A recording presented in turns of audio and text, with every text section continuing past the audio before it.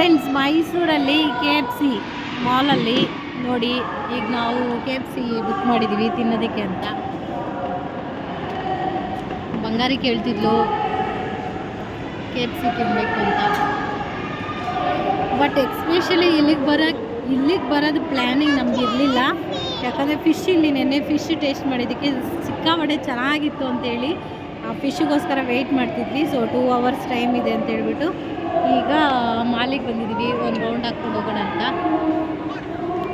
ಮುಗಿಸ್ಕೊಂಡು 6 o'clock 6 and 10 or 20 Mysuru ಬಿಟ್ಟು ಬೆಂಗಳೂರಿಗೆ ಹೋಗೋದೆ. ಬಂಗಾರಿ ಹಾಯ್ ಹಾಯ್ ಮಾಡೋ ದಿಲೀಪ್, ಹಾಯ್ ಮಾಡಕ್ಕ.